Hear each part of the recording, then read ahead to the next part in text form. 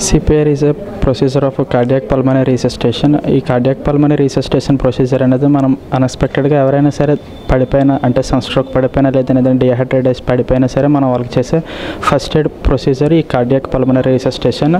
ఈ cardiac pulmonary resuscitation అనేది మీడియస్టర్నమ్ ఏరియాలో మనం పర్ఫామ్ చేస్తాం. ఎందుకంటే హార్ట్ అండ్ లంగ్స్ రెండు కూడా మీడియస్టర్నమ్ రీజియన్లో సిచ్యువేటెడ్ అయి ఉంటాయి. ఈ ప్రొసీజర్ మనం చేయడం వల్ల ఎఫెక్ట్ అనేది బోత్ హార్ట్ అండ్ లంగ్స్ మీద పడి రెండు కూడా మళ్ళీ రీసస్టేట్ అయ్యే అవకాశం ఉంటుంది.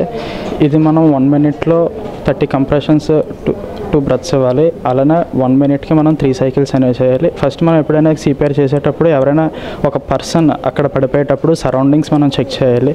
ఏదైనా హెడ్కి ఏమైనా ఇంజురీ తగిలిందా, ఏమైనా హార్ష్గా ఏమైనా బ్లంట్ ఇంజురీస్ ఏమైనా అయినాయా మనం చెక్ చేసుకున్న తర్వాత పేషెంట్ని అక్కడ నుండి వేరే ప్లేస్కి తీసుకెళ్ళి పెట్టి కాన్షియస్లో ఉన్నాడా అన్కాన్షియస్లో ఉన్నాడా అని చెక్ చేయాలి.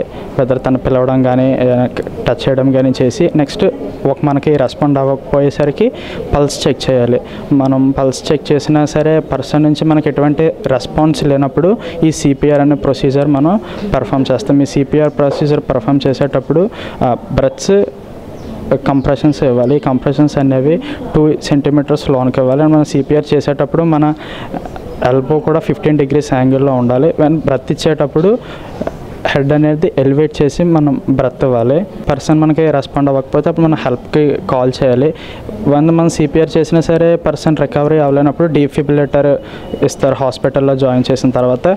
ఈ ప్రొసీజర్ మనం హాస్పిటల్కి తీసుకువెళ్ళక ముందు అత్యవసరంగా మనం చేసే ప్రథమ చికిత్సలో ఈ CPR అనేది ఒక పార్ట్. ఈ CPR పర్ఫామ్ చేసే కండిషన్స్లోని మ్యాక్సిమం పేషెంట్ అనేది రికవర్ అవుతారు. ఒకవేళ రికవరీ అవ్వకపోయిన పక్షంలో మనం హాస్పిటల్కి అనేది తీసుకెళ్తాము.